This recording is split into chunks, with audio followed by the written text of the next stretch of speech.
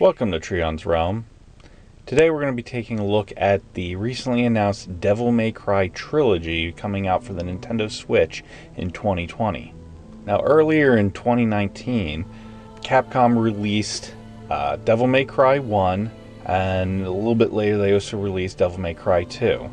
Now shockingly, Devil May Cry 1 took a staggering 9.2 gigabytes of space, whereas Devil May Cry 2, oddly enough, only took 1.7 gigabytes. This is kind of confusing due to the fact that Devil May Cry 2 was a 2-disc game when it was originally released back on the PS2, whereas Devil May Cry 1 was a 1-disc game.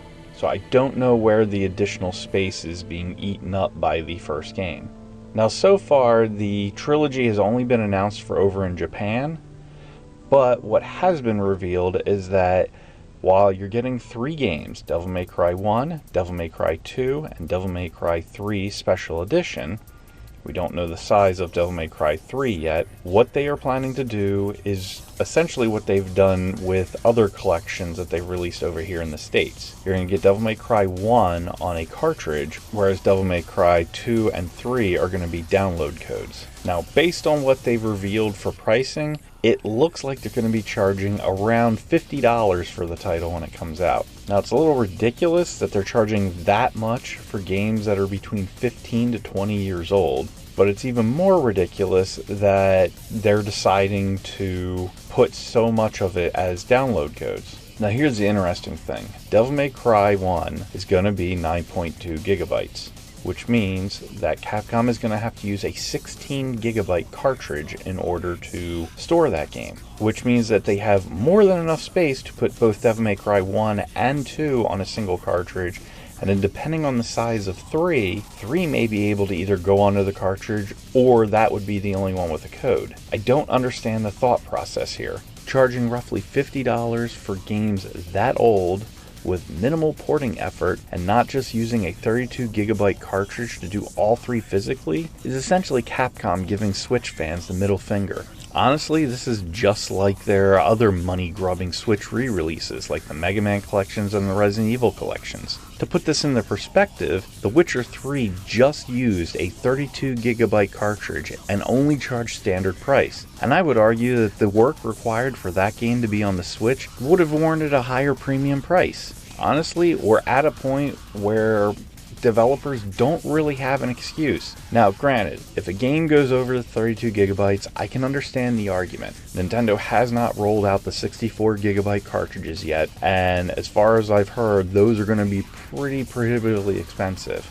As it stands now, we're almost 3 years into the Switch cycle. 32 gigabyte cartridges should be cheap enough. As I said, Witcher 3 was able to do it, so I do not understand why some of these companies don't do it. Also, considering the fact that a lot of these re-releases, they've already made their money off of these. So taking a slight hit on the cost shouldn't be a big issue. They should be doing this to gain the goodwill of the physical Switch collector. Taking a step further, I think it's a bit ridiculous that Nintendo themselves allows developers to do this type of stuff. I've consistently seen more and more developers, they're slowly inching their way into revealing less and less of what is actually required of the game and not posting it clearly on the box. So as a result, Switch collectors and just gamers in general, it's a complete crapshoot half the time whether or not you're getting the bulk of the game onto the cartridge or not. I know everyone says vote with your wallet, but I gotta say, vote with your wallet. You know what?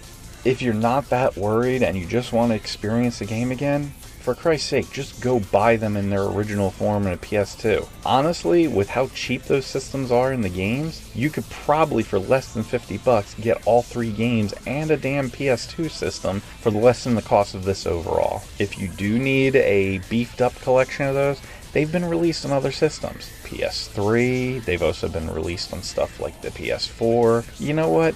Just go that direction, or don't get them again at all. What do you guys think? Sound off in the comments down below. Capcom, if you ever watch this video, which I know is highly unlikely, listen to a fan who actually wants to buy your games. Get your head out of your ass and stop ripping off your customers. If you like this video and you want to hear more, please subscribe and hit that like button. Thank you guys, and see you later.